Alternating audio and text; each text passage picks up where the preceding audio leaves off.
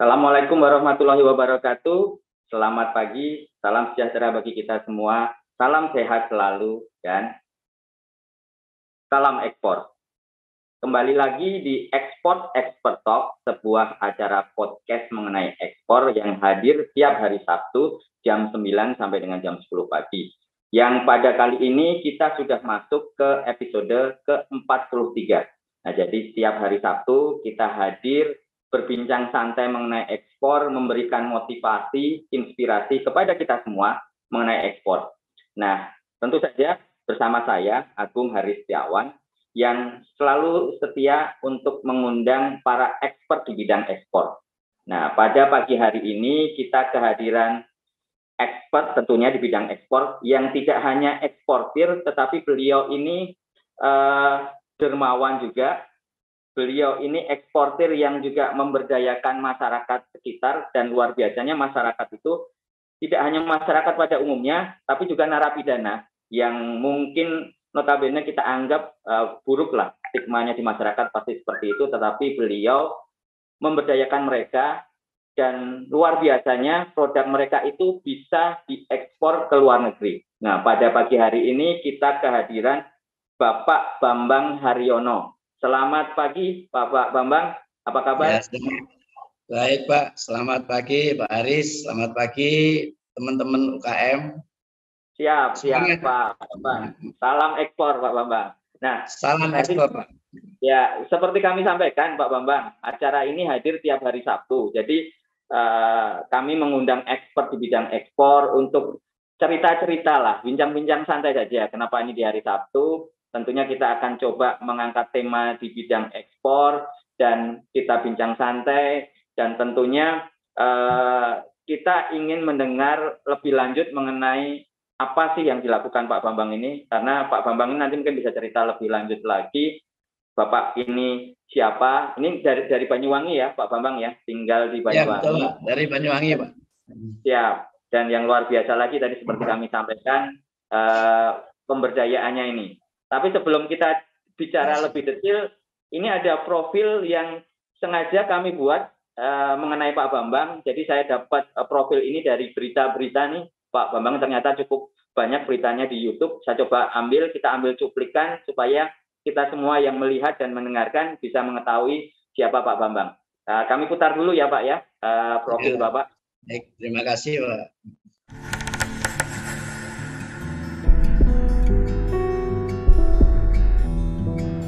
Saya merasakan bagaimana saya itu pernah sulit. Jadi pernah merasakan kesulitan dalam hidup saya sendiri. Saya ingin share dengan mereka apa yang bisa kita lakukan untuk membantu orang lain di situ. Tidak pernah sedikit pun saya berpikir mereka akan menjadi pesaing kita. Justru saya berhasilnya itu kalau mereka justru bisa menjadi mandiri.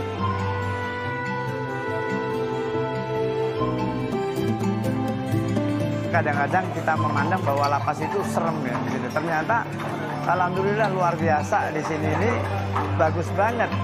Jadi orang-orangnya juga friendly dan juga mungkin bisa dilihat bahwa bagaimana antusiasnya yang kita lakukan pemberdayaan di sini mempunyai motivasi semangat yang luar biasa untuk menjadi lebih maju.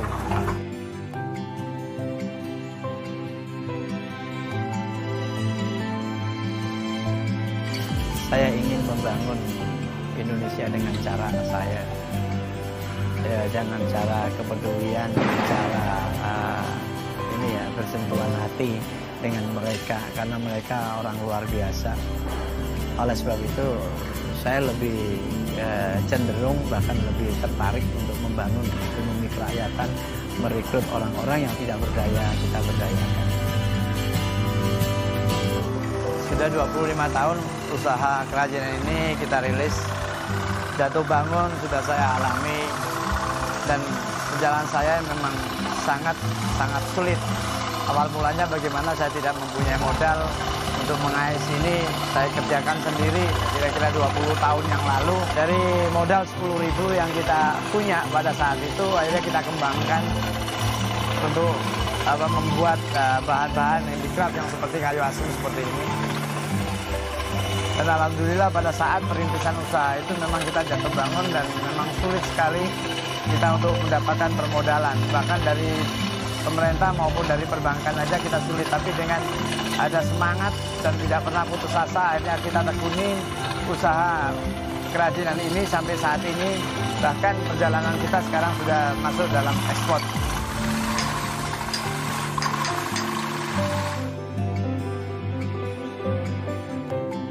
Bol ini satu, dia bisa, kalau di Eropa kita lihat itu pasarnya untuk tempat-tempat salad, terus tempat-tempat wine, dan juga bisa difungsikan untuk tempat-tempat untuk makanan. Karena ini sudah kita processing melalui beeswax, itu aman untuk makanan, jadi food grade jadi di sini. Jadi produk-produk ini selain itu keunikannya ini original, jadi kulitnya ini kulit asli, dan terutama kayu asam ini adalah one product one design. Per hari minimal itu sekitar antara 2.000 sampai 3.000 piece. Jadi kita kalkulasi kurang lebih kalau 1 bulan bisa mencapai hampir 50 bahkan 60.000 piece. Ya kalau dalam sebulan kurang lebihnya ya, hampir mendekati ya 1 M.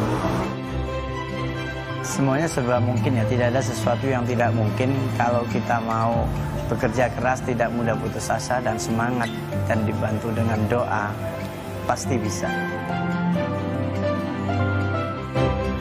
Pasti bisa.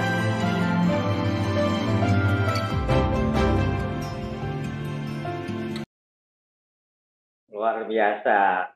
Tetap kerja keras, tetap semangat dan dibantu doa, pasti bisa ya Pak Bambang ya. Amin, ya Pak. Amin. Nah ini luar biasa. Mungkin sedikit cerita ketemunya Pak Bambang ini saya bagaimana. Jadi bulan lalu ya Pak Bambang ya, bulan Desember atau November ya, atau akhir tahun lalu lah. Saya kebetulan ke Banyuwangi, ada acara kantor, nginep di hotel yang ternyata bersebelahan dengan showroomnya Pak Bambang. Itu betul-betul tidak sengaja Pak Bambang. Jadi dengan drivernya kami tanya, kita ingin ketemu UKM di sini, mana sih yang kira-kira bisa menginspirasi kita semua. Nah akhirnya diajak ke tempatnya Pak Bambang. Akhirnya kita cerita-cerita nih Pak Bambang nih. Dan luar biasa ceritanya Pak Bambang nih, saya dengar waktu itu, wah ini menginspirasi kita semua. Jadi tidak hanya bisa ekspor yang luar biasa itu, sudah tadi dilihat 1 miliar nih per bulan nih. Nah itu terus kemudian ekspornya sudah ke beberapa negara, tetapi yang lebih menakjubkan atau menginspirasi kami, membuat saya juga penasaran nih, akhirnya saya undang Bapak, ini kenapa bisa memberdayakan narapidana nih Pak Bambang. Mungkin monggo Pak Bambang bisa bercerita lebih lanjut nih kepada kita semua Pak Bambang. Silakan Pak Bambang. Terima kasih. Iya, terima kasih Pak. Nama saya Bambang Haryono Pak. Nah, saya asli dari Banyuwangi. Kenapa produk yang kita produksi semua brandingnya pakai nama Osing? Iya.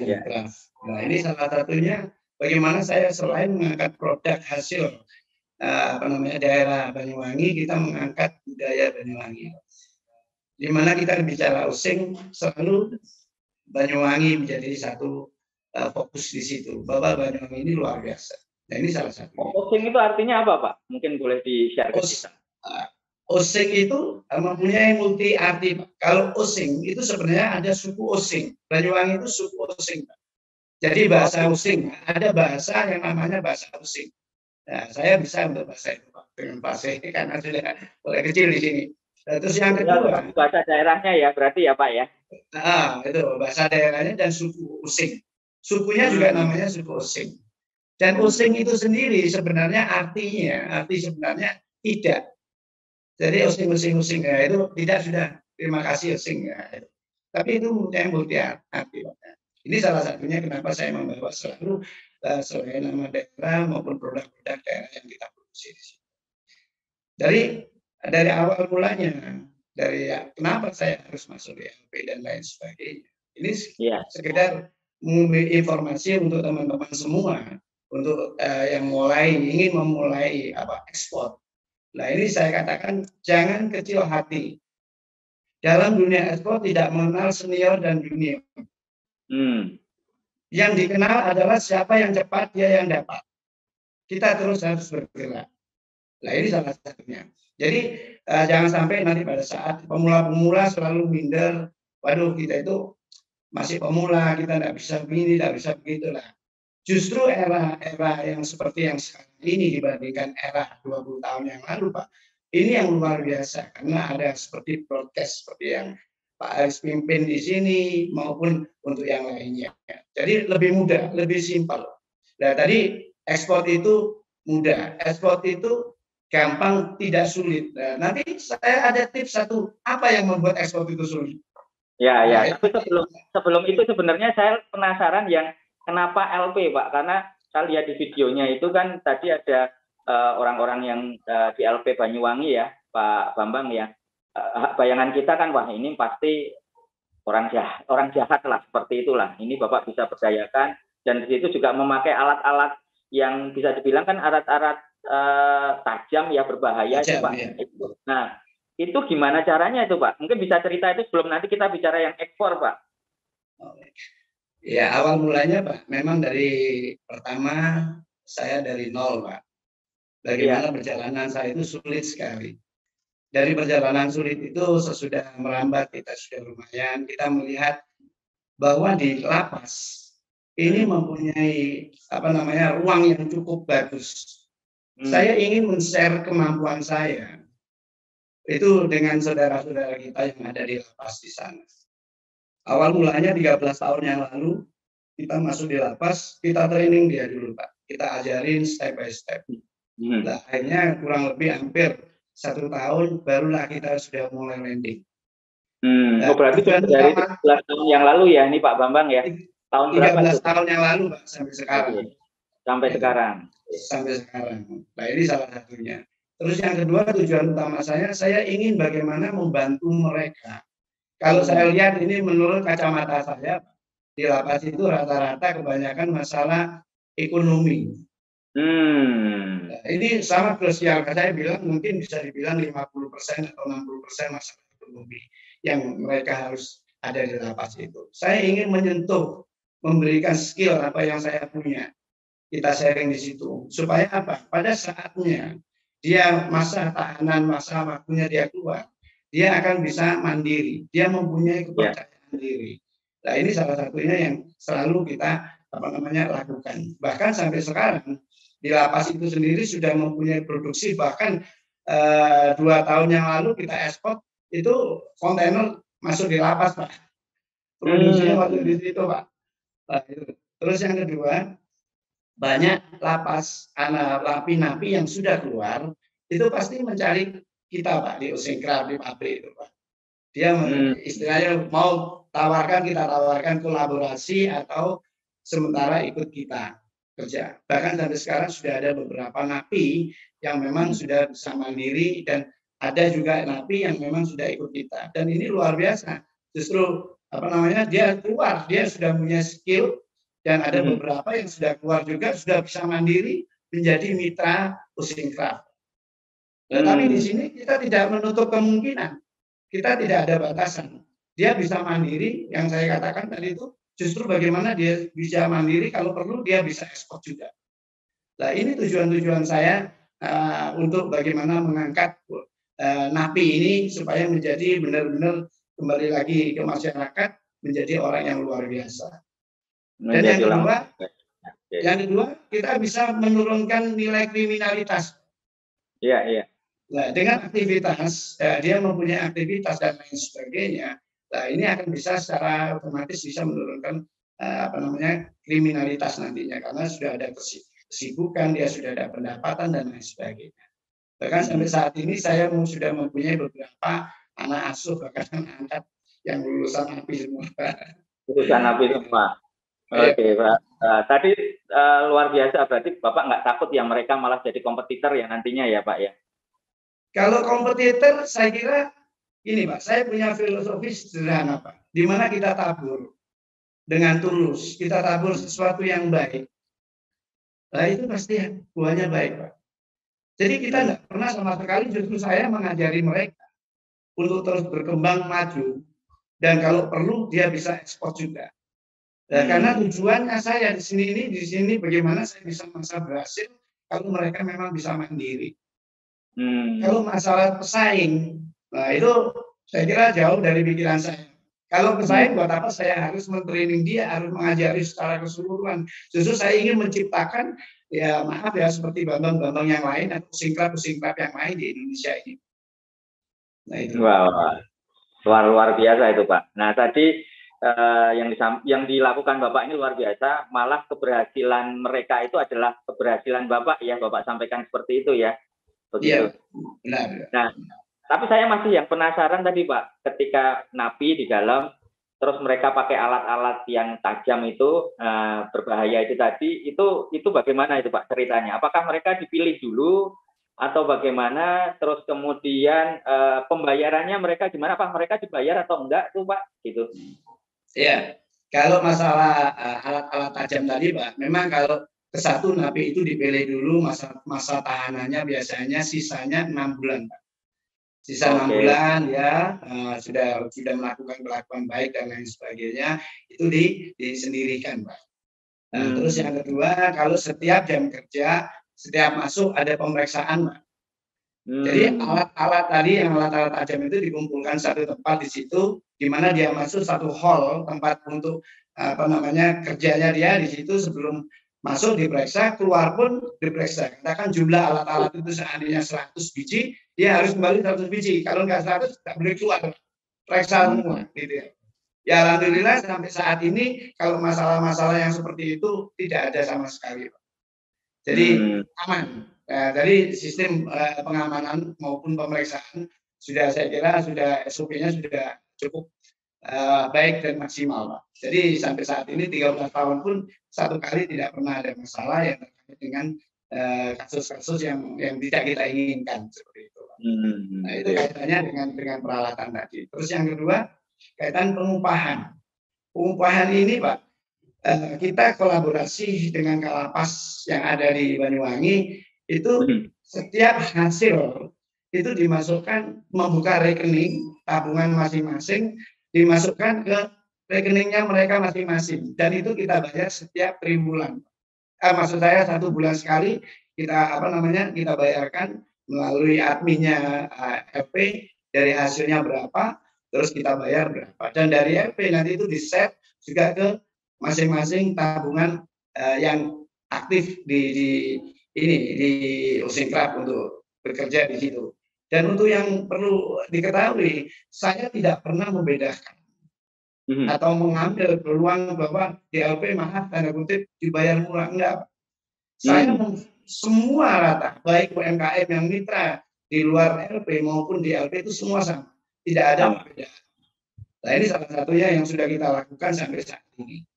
Jadi di mana pas masa dia keluar dari LP, dan dia sudah dia punya pegangan uang dari hasil tadi Pak.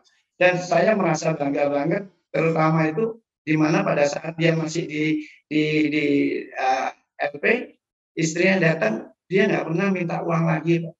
Biasanya kan sanggup dikasih duit, malah yang datang kasih duit. Ini enggak sama sekali, bahkan dia bisa kasih duit, walaupun itu tidak sebanyak yang biasanya dia lakukan, tapi dia justru bisa memberikan uang ke istrinya atau anak-anaknya. Nah ini yang membuat saya terharu dan bangga banget yang mereka lakukan. Betul. Dan yang lebih luar biasa lagi tidak hanya nilai uangnya Pak, ilmunya yang didapat itu kan nggak bisa dinilai dengan uang Pak, betul ya? Iya. Jadi itu tadi, sesudah itu ilmu yang dia dapat di situ, dia keluar, dia bisa mandiri. Dan juga kita beri kesempatan kolaborasi langsung di produksi kita. Luar biasa. Nah, Pak Bambang, kalau boleh tahu, tadi kan dari tahun 13 tahun yang lalu ya, Pak Bambang, sekitar 2002-an, 2002 ya? Ya, 2001-2002 ya. Itu ada tiap tahapan itu tiap tahun, apakah ada batasannya? Di LP itu, LP-nya di Banyuwangi ya berarti ya Pak Bambang ya? Betul Pak. Iya. Ada berapa napi itu Pak Bambang? Kurang lebih hampir 150 napi. Setahun atau sampai sekarang Pak Bambang? Oh sampai sekarang, tapi memang 150 ini sudah ganti-ganti ini Pak napi. Jadi ada yang sudah keluar rata-rata antara 100 sampai 150. Jadi terus. Memang kita akhirnya dari apa yang sudah kita lakukan 13 tahun yang lalu, saya ingin membangun dengan pola-pola pikir saya bagaimana nantinya ke depan. Ya ini kita juga akan kolaborasi dengan beberapa lapas yang ada di luar Kabupaten Banyuwangi. Betul, betul. Nah, selain lapas, Pak Bambang, kalau nggak salah ada juga Pak Bambang berdayakan santri ya. Nah, ini kenapa nih Pak Bambang eksportir kok melihatannya di luar baik apa ya? Umumnya eksportir atau mungkin di luar umumnya pengusaha lah, Pak Bambang yang dicari, yang mungkin skill lah, tidak punya pengalaman, tetapi Pak Bambang malah masuk ke situ. Jadi selain napi juga santri ya, Pak Bambang ya. Selain itu mungkin ada lagi, dan totalnya yang Pak Bambang, binaan Pak Bambang itu ada berapa nih sampai saat ini nih Pak Bambang? Kalau sementara ini binaan yang pasti itu selain lapas ada beberapa pondok pesantren dan juga ada mitra usaha di luar dari pondok maupun dari lapas itu sendiri. Dan kita juga ada beberapa mitra kita di beberapa kabupaten kota. Kalau jumlahnya kalau tidak salah kurang lebih hampir 250 kelompok Pak di Jawa Timur khususnya. Ini per kelompok ada berapa orang Pak? Relatif Pak, mulai dari 3 sampai 5 bahkan ada yang 10. Nah itu jadi relatif ya ini yang. Ya, tapi tetap kita support juga bagaimana dia terus mengembangkan untuk menciptakan banyak lapangan-lapangan kerja. Bahkan di tempat kita itu, bahkan teman-teman mungkin barangkali yang mendengar, jadi kita terbuka untuk semua UKM yang ada di UMKM yang ada di Indonesia, siapa mau kolaborasi maupun nantinya mau belajar di sini, semua free Pak. Datang di sini free, kita ajari free. Harapan kita juga nanti dia bisa mandiri. Kalau belum bisa mandiri, kita kolaborasi dulu, baru bisa mandiri. Itu yang sudah ada beberapa sudah kita lakukan. Nah ini menarik. Ada ongkos semua free Pak. Ya. Nah ini yang free ini menarik Pak. Ini kita ingin dengar kok bisa free. Terus kemudian apakah ada bantuan nih Pak Bambang nih? Apa ada sponsor dari pemerintah atau dari swasta atau bagaimana? Terus dilakukannya seperti apa nih Pak Bambang? Ya, kalau pengertian free di sini itu memang karena ada kepeduliannya saya Pak.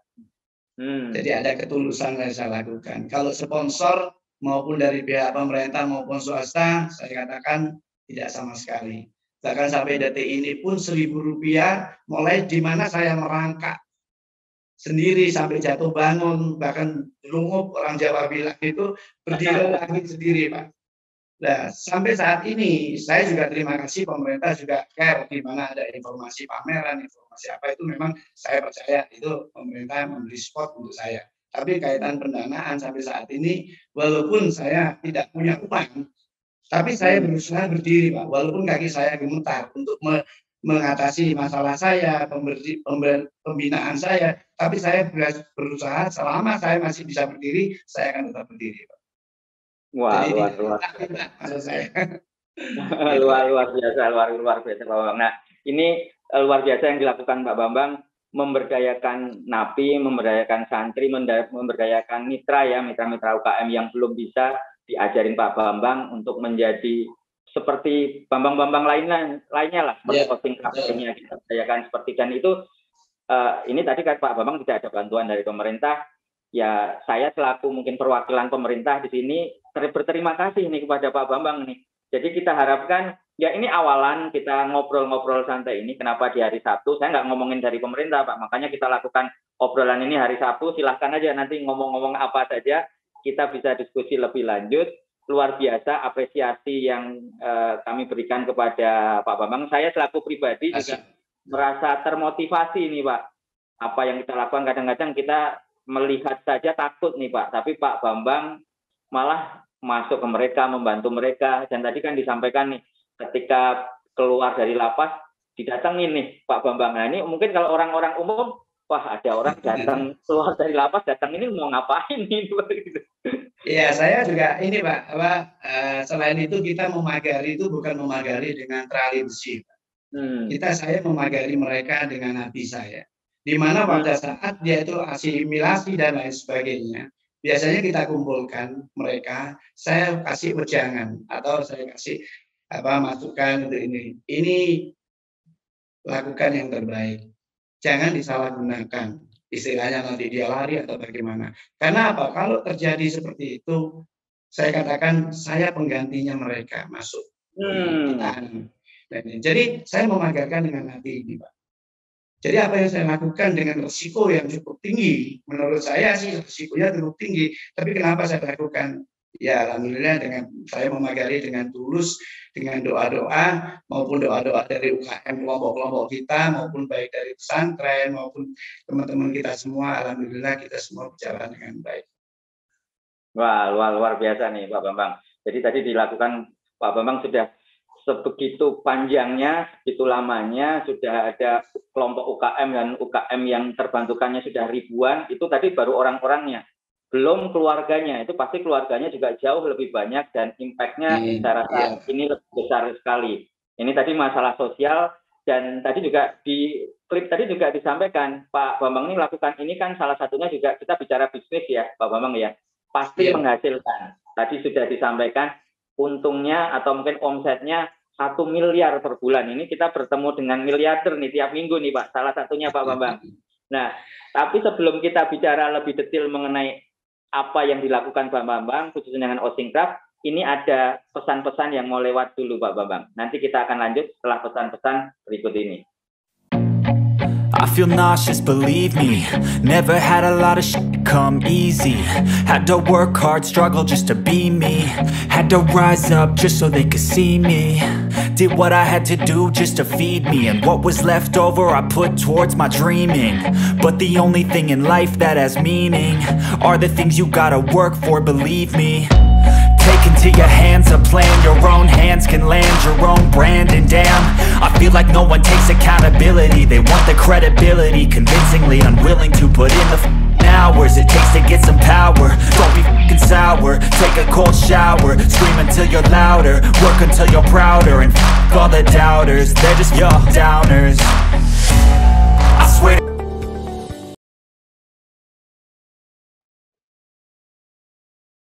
Salam ekspor. Kembali lagi di Ekspor Talk yang hadir tiap hari Sabtu jam 9 sampai dengan 10 pagi. Nah, kali ini kita hadir bersama Pak Bambang Haryono dengan tema yang luar biasa, eksportir yang membawa produk napi ke luar negeri. Nah, tadi Pak Bambang sudah cerita sebelum pesan-pesan yang tadi kita lakukan ini melalui podcast yang virtual ya Pak Bambang ya. Pak Bambang ada di Banyuwangi, saya ada di Jakarta. Tapi apa yang kita lakukan ini, kita undang expert memang Pak, beberapa pembicara seperti Bapak yang tidak hanya memberikan informasi, tapi kami rasa memberikan motivasi nih kepada kita semua Pak Bambang mengenai ekspor. Dan ini tayang di TV Desa utamanya yang jam 9 sampai dengan jam 10. Kemudian nanti di rerun di channel kami, YouTube kami Pak, Ekspor Indonesia, dan juga bisa disaksikan di lewat Android Pak, lewat smartphone. Itu ada namanya aplikasi di Play Store, aplikasi Ekspor Indonesia, di mana tentunya kita bisa belajar di situ, bisa bertemu dengan expert-expertnya dan mendapatkan informasi mengenai ekspor, event-event mengenai ekspor, dan komunitas mengenai ekspor tentunya. Nah, kita bicara sekarang, tadi sudah bicara mengenai sosialnya Pak, luar biasa kita coba angkat di situ.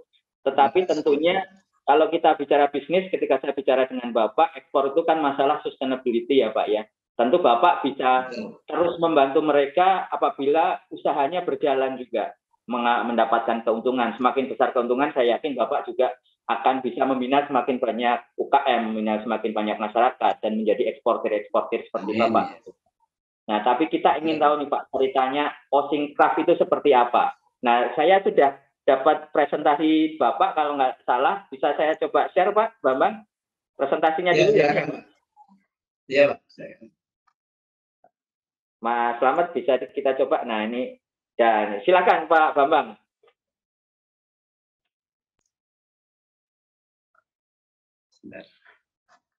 Nanti kalau ingin dirubah, kita bilang next saja, kita ganti Pak Bambang slides-nya.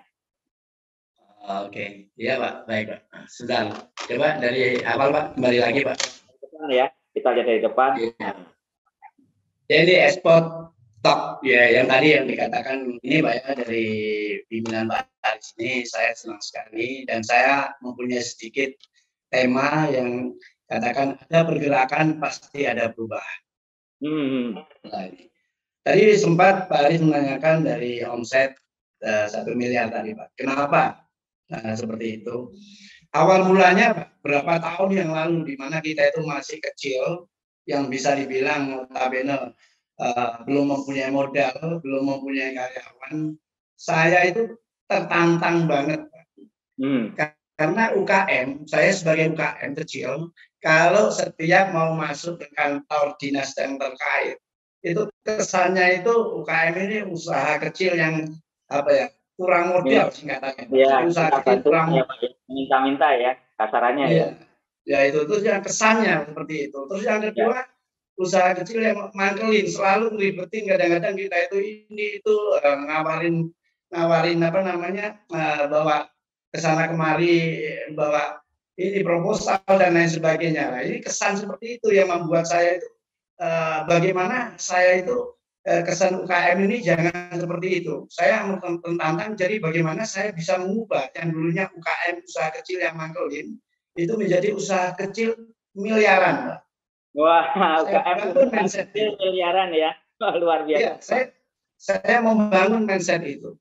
Nah, apalagi dalam mindset itu saya bangun sampai saat ini, Pak. Jadi dan saya bisa buktikan dengan apa yang sudah kita jelaskan secara detail tadi, di mana omset mulai awal mulanya dari sebentar Pak, dari awal kembali lagi ke itu Pak, dari awal mulanya tadi itu dari 10.000 bahkan sampai saat ini yang mungkin sudah menginjak 1 Pak ya, bahkan lebih di situ.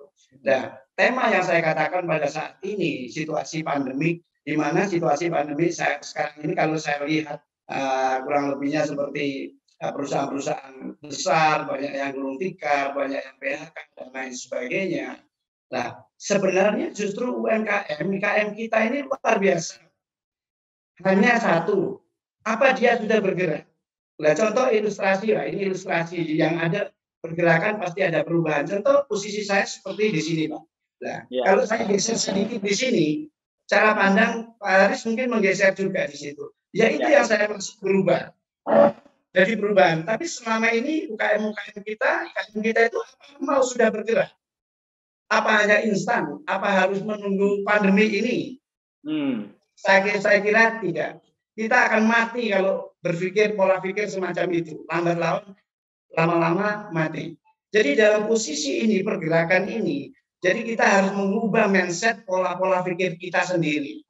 Satu contohnya, dalam situasi sekarang nggak mungkin Pak. Mau fashion, mau show up gitu. Siapa yang mau pamer baju? Keluar aja nggak boleh.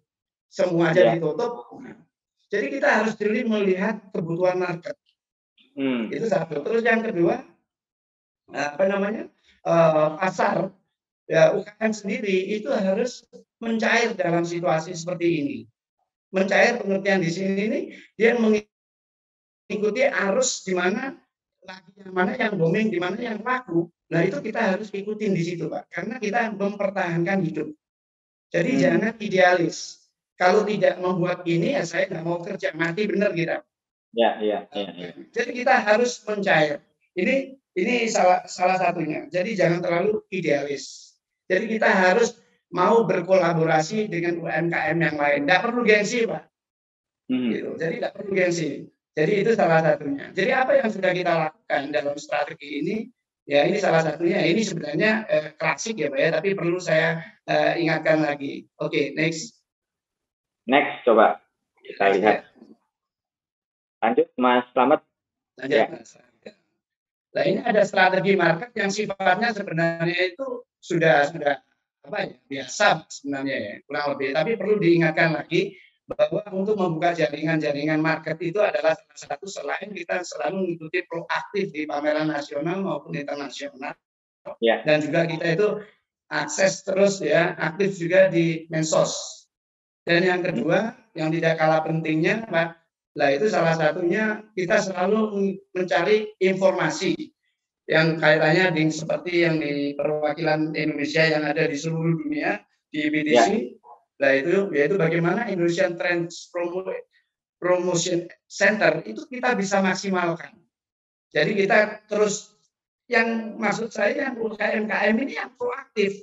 Karena yang di IPTC itu kan banyak yang dipikirin, Mbak. Jadi kadang kalau kita nggak proaktif ya kita ditinggal. Nah ini salah satunya. Nah terus yang ketiga yaitu membangun jaringan.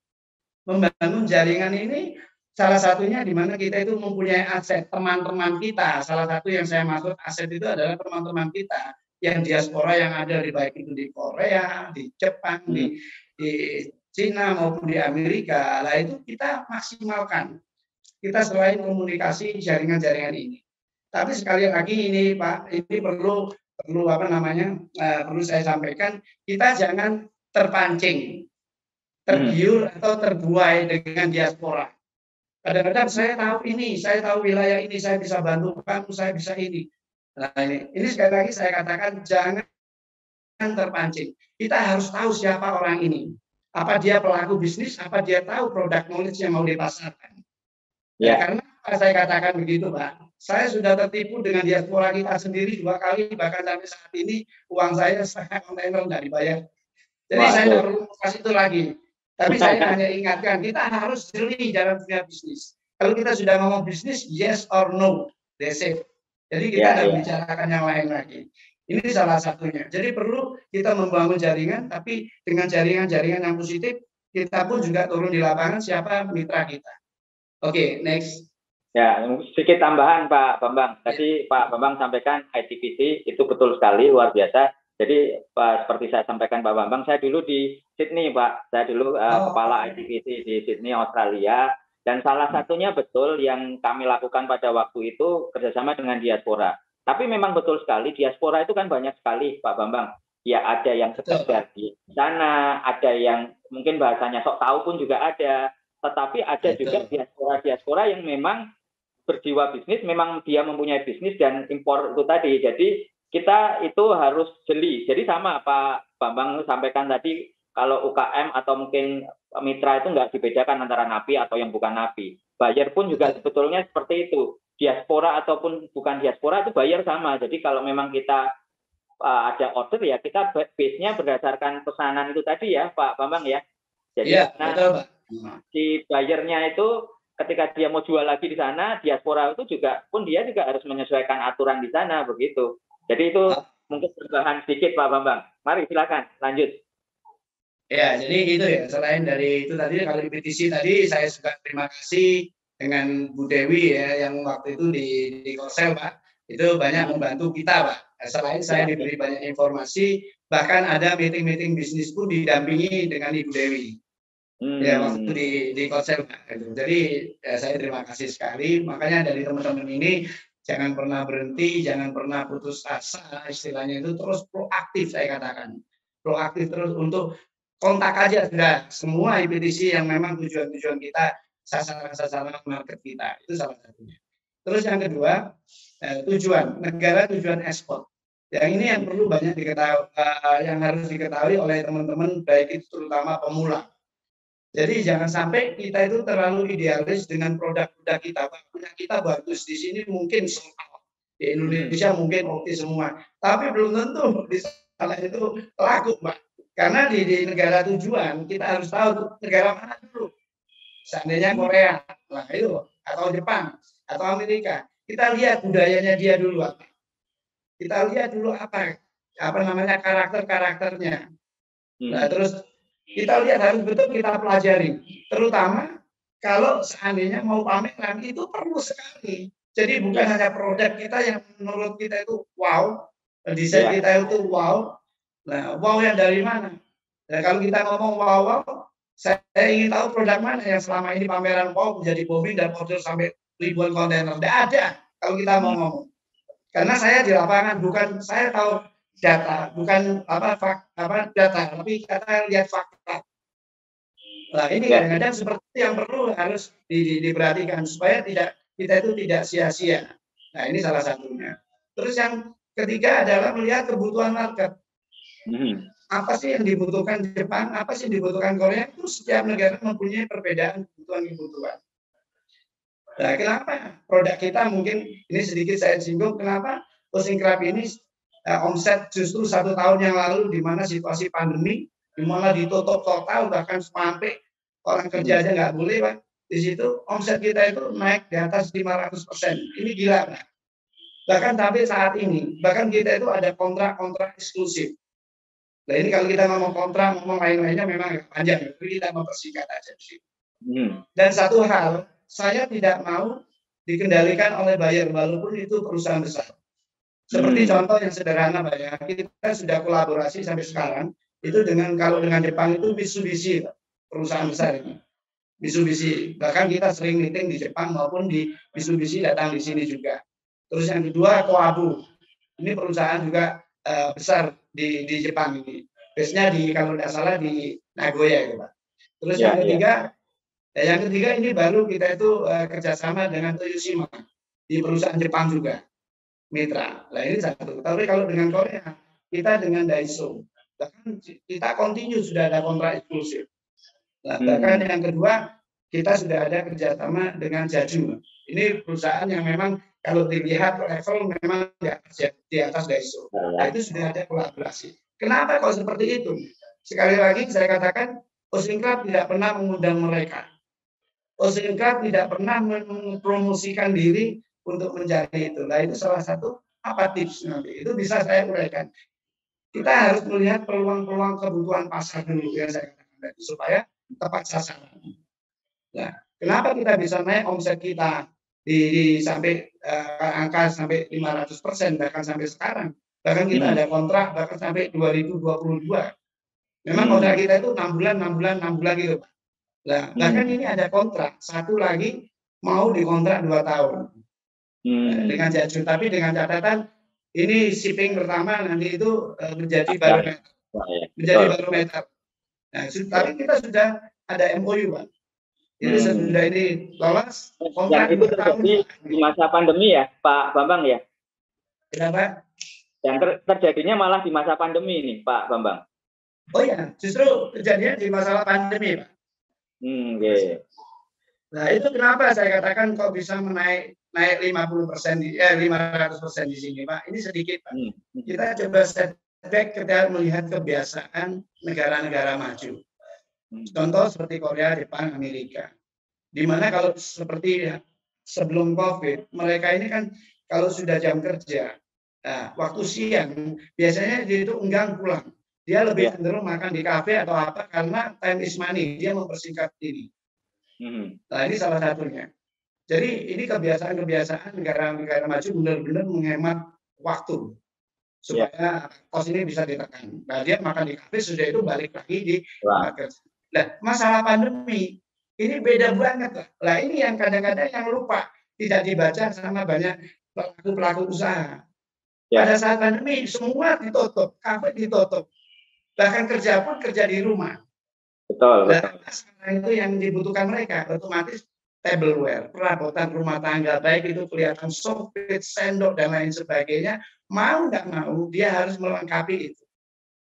Jadi perlengkapan yang tidak diduga, lah itu menjadi booming di sini. Bahkan terus kita inovasi. Ini salah satunya yang sampai saat ini omset itu bisa bertahan dan kan cenderung naik terus. Terus yang kedua, ini kesempatan kita secara nasional. Saya katakan ini kesempatan yang luar biasa. Karena apa? Semua perusahaan-perusahaan di seluruh dunia lagi turun semua start dari zero. Kita memulai, alhamdulillah ekonomi kita sudah mulai membaik di sini. Nah, di sini yang saya katakan start dari zero, ini cepat langsung UMKM maupun pemerintah gerak cepat untuk mengambil start untuk bisnis ini, Pak. Supaya pemulihan ekonomi kita jangan sampai terjadi inflasi dan lain sebagainya. Nah, ini start yang luar biasa. Ini salah satunya. Jadi itu tadi saya katakan kenaikan dari itu bagaimana saya terus membaca peluang kebutuhan pasar, bukan kebutuhan saya. Jadi kebutuhan pasar. Kalau kebutuhan saya lihat produk saya waktu segini ini dipaksakan nggak jalan, Pak. Iya. Nah, kita harus melihat kebutuhan pasar, kemauan pasar. Mau nggak mau kita sebagai pelaku pengusaha maupun UMKM, kita jangan idealis, kita harus mencair. Kita mengikuti apa yang dibutuhkan oleh buyer. Nah, itu salah satunya.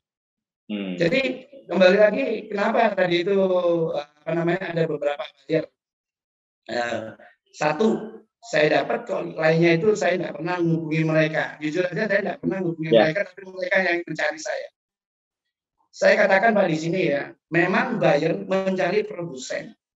Produsen-produsen yang bagus dan lain sebagainya. Tapi yang harus teman-teman tahu, buyer pun itu juga ini apa namanya mencari kita.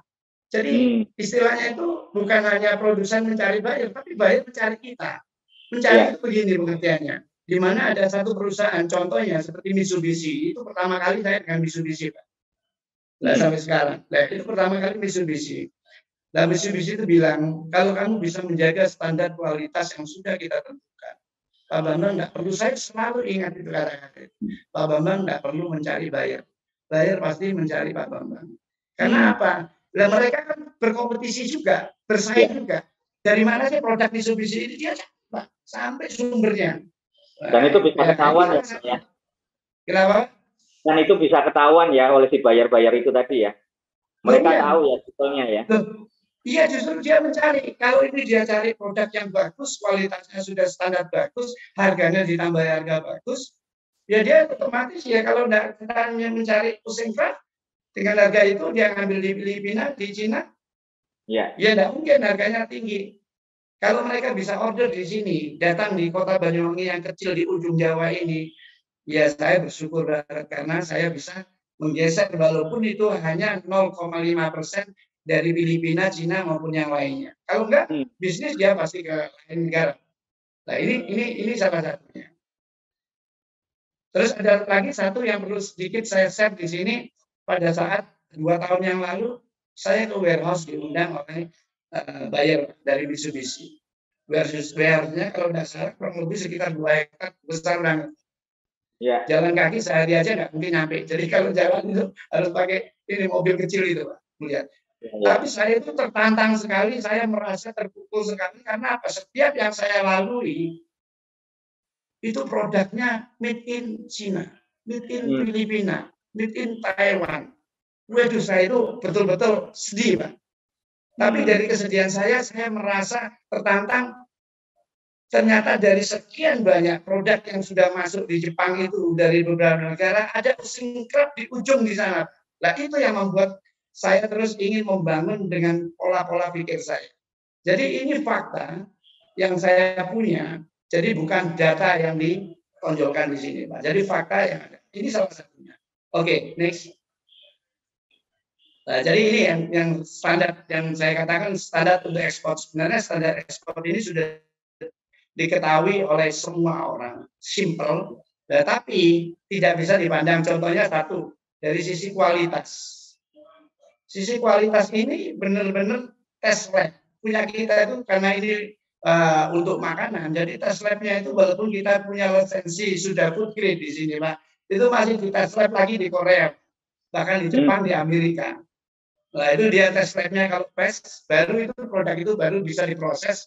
Ini ya apa PO dan lain sebagainya. Nah intinya ini salah satunya. Terus yang kedua on time sudah wajar ini. Bagaimana kalau kita itu bisa mempertahankan buyer, bahkan kita bisa menambah buyer, karena kita bisa on time tepat waktu. Dan yang ketiga quantity. Nah quantity ini penting banget, Pak. Kalau kita bisa kualitas bagus, pengiriman on time, quality tidak bisa terpenuhi, tidak jalan ekspornya, Pak. Ya. Nah, itu terus ada lagi ini sebentar. Ini yang next, coba. Next, Mas Selamat. Oke, next. Lanjut. Ya. Next. Nah, terus ke depan. Nah, ini price. Harga. Nah, bagaimana harga ini, Pak? Coba kembali harga, Pak. Mundur sedikit, Pak. Iya. Nah, harga ini kompetitif. Saya berpikir realistis. Kalau Jepang, Korea, maupun Amerika, perusahaan-perusahaan sebesar mereka datang ke Banyuwangi, itu karena harga. Kita itu selalu berpikir begini, kalau ini strategi market saja, yang penting, walaupun harganya kita dapat pertama awal mulanya itu kecil, katakan seandainya dapat 10% dari ekspor itu, saya akan lakukan. Yang penting kita tangkap dulu, Pak, bayarnya. kita tangkap, kita layani sebaik mungkin, kita tunjukkan kualitas kita tunjukkan komitmen-komitmen kita tunjukkan kuantiti maupun kontennya tadi, biar buyer yang bisa menilai kita. Nah, ini salah satu proses. Jadi jangan berpikir bahwa ekspor itu untungnya, wah kalau biasanya orang udah ngomong ekspor, wow, gitu Pak ya. Tapi sebenarnya itu memang wow, tapi untuk melakukan itu tidak bisa dan prosesnya ini. Nah, itu yang jauh lebih penting. Jadi lima yang saya katakan di sini yang sifatnya itu sebenarnya udah hal yang biasa atau bisa dibilang basi ya. Katakan contohnya seperti kuantiti, kualitas maupun komitmen dan press ini sebenarnya basi di sini. Tapi dari 5 yang terkait yang saya buat ini, 1 aja gagal, dia nggak bisa ekspor. Katakan harga tidak masuk, dia kuantiti bisa masuk, kualitas bisa masuk, bahkan 1 yang tidak bisa masuk, katakan tidak on time, dia nggak akan. Jadi 5 dia satu kesatuan yang memang harus dipenuhi sebagai pengekspor. Kelihatan sederhana, tapi ini sulit untuk dilakukan. Jadi katakan kalau ekspor itu mudah, ekspor itu gampang, ekspor itu tidak sulit, ya itu secara legalitas mungkin, apalagi dibantu dengan ini, dibantu dengan broadcast dari Pak Ari sendiri maupun yang lainnya. Ya. Dan memang gampang sulit. Tapi dari 5 yang saya katakan ini, nah ini harus dibangun mindset, mental pelaku usaha itu. Karena apa? Walaupun kita kasih lisensi, masih kita semua kita punya gratisan, dia belum tentu bisa lakukan ekspor. Nah ini yang perlu diketahui oleh pelaku usaha. Oke, itu next. Ya. Next, Mas Slamet. Next, ya. Ini kayak PSBB nih Pak, ini artinya baru nih. Ini apa nih artinya nih Pak Bambang? Ini sudah 2 tahun yang lalu Pak. Ini kita memperjuangkan P3B. P3B itu pahlawan penyelamat perekonomian bangsa. Yang saya maksud ini adalah UMKM, IKM kita. Di mana masa pandemi seperti ini, memang ekspor kita, rata-rata pelaku ekspor di bawah 1 juta, mungkin Pak Adis pernah katakan di situ ya, masih kurang Pak ya. Masih kurang. Tapi kalau kita mau lihat data sekarang, kenapa saya katakan pahlawan penyelamat perekonomian bangsa? Ini perlu benar-benar IKM maupun UMKM perlu diberi inspirasi maupun diberi suatu penghargaan. Bukan uang saya maksud, suatu pengakuan bahwa UMKM IKM ini adalah salah satu tonggak perekonomian bangsa. Yang saya katakan di sini ini contoh yang COVID. Memang situasi sementara banyak yang belum tikar, tapi kalau kita mau jeli melihat contoh yang sudah di PHK atau pemerintah sudah pantau nggak? Seperti di PHK di perusahaan-perusahaan besar.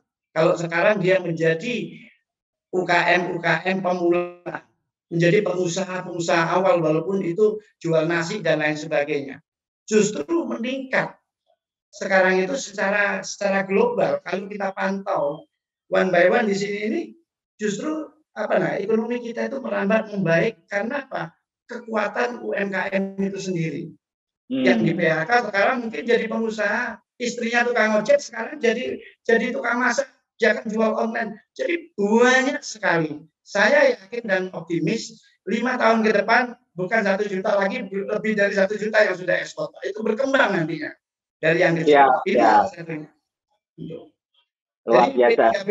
Jadi P3B ini saya berharap pemerintah pun juga betul-betul lebih care untuk ini, membangun mindset atau entrepreneur, bukan membangun dengan uang, saya katakan, tapi mindset ini. Jadi APBN itu arahkan ke membangun mindset entrepreneur ini semua. Karena kalau kita membangun dengan uang, bantuan konsen, sudah banyak contoh Pak, saya tidak perlu diupas. Terima kasih.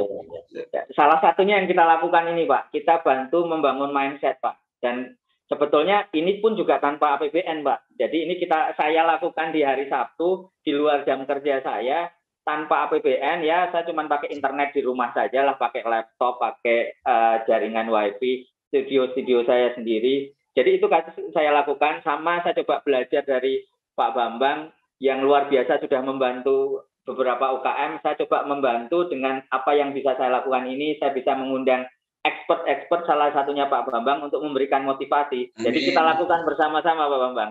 Nah, tadi betul.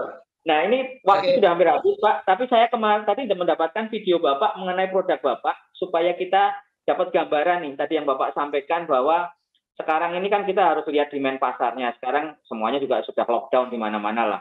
Tapi semuanya sudah mulai membaik. Tetapi ternyata yang meningkat ini produknya mungkin di luar pikiran kita. Malah produknya Pak Bambang sudah dibilang produk yang biasa lah ya, mungkin ya saya nggak ngerti ya, tapi kita bisa menunjukkan kualitasnya yang luar biasa itu tadi. Saya bisa putar videonya Bapak, Pak, bisa dijelaskan Ya, produk silakan, ini. Pak. Iya, terima kasih. Nah, ini produk dari Ocean Craft. Mas Slamet, bisa kita share videonya.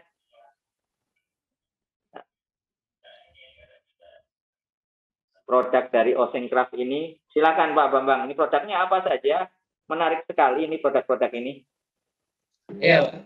Nah, ini salah satu dari kayu asem. Jadi bagaimana kayu asem itu yang dulunya sebagai kayu bakar, yang tidak punya nilai, yang tidak mempunyai value yang menarik, bagaimana saya menyentuh asem ini menjadi produk unggulan, bahkan sudah ekspor ke Korea. Ini natural, bahkan kita dapat 2 award gitu, Pak. Jadi dari UNESCO Award dan BBC, Pak. Untuk sertifikat ini salah satunya. Jadi bagaimana kita memaksimalkan potensi. Jadi istilahnya UKM itu pengrajin itu sebenarnya harus rajin. Mulai dari sampah bagaimana dia menjadi emas. Itu yang kita lakukan pengolahan. Nah, ini salah satunya yang akasia juga kita ekspor ke Korea yang ini. Jadi kalau kayu asemnya di Eropa, jadi pada saat di Korea kita lakukan pameran industri pavilion.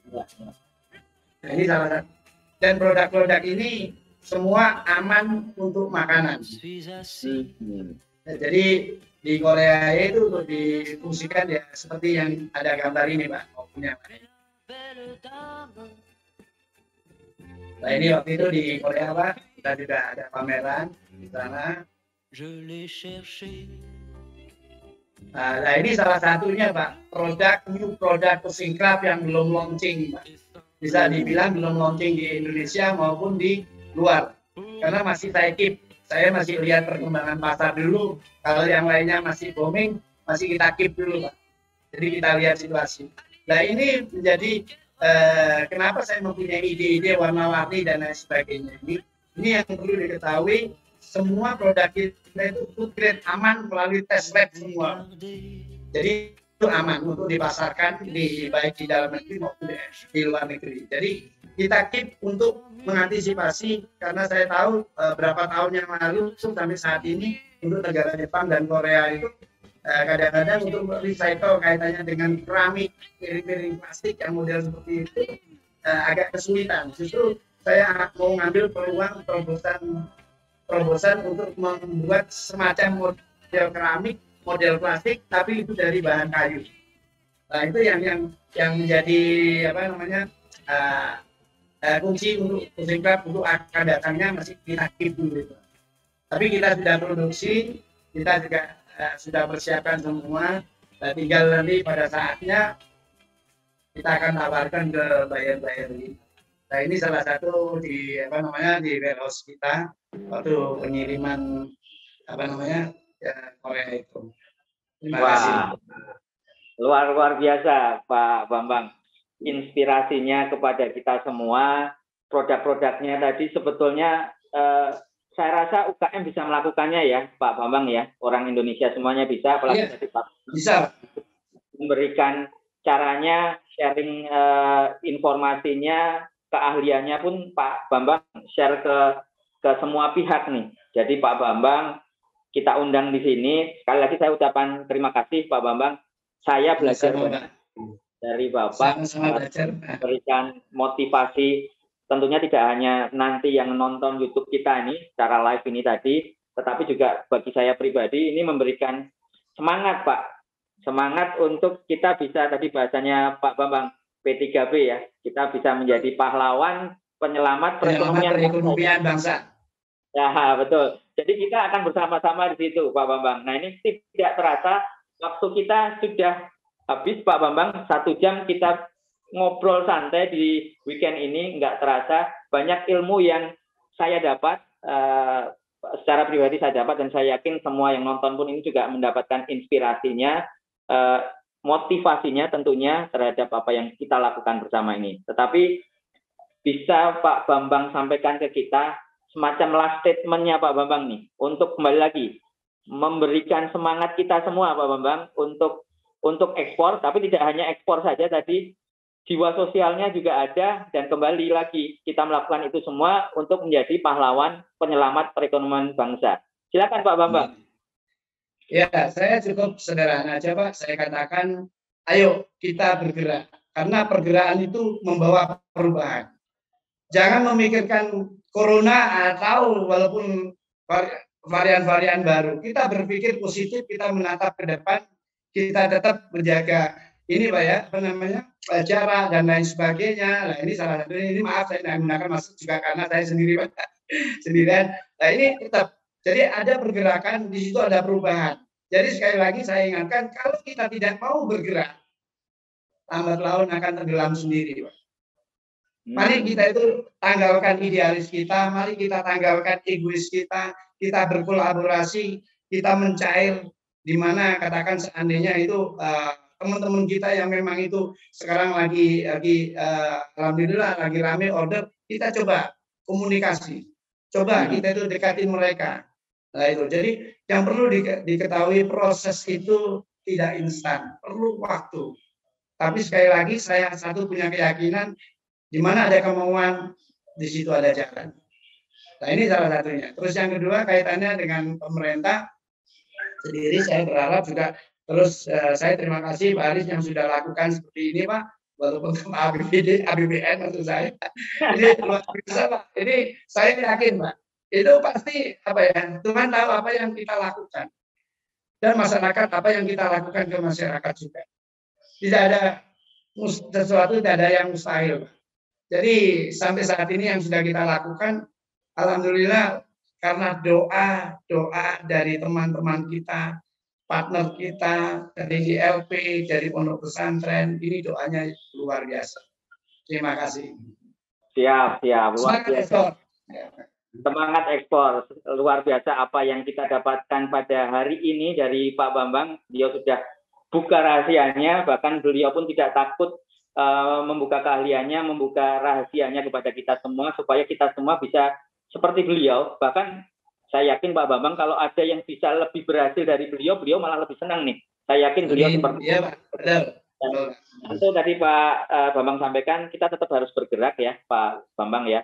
Tetap semangat, kemudian kerja keras, dan tentunya yakin karena dengan doa kita pasti bisa ya Pak Bambang ya. Kita bisa. Nah, pemirsa sekalian, terima kasih sudah mengikuti podcast kita pada sesi hari ini. Kita ketemu lagi minggu depan bersama ekspert-ekspert yang lainnya.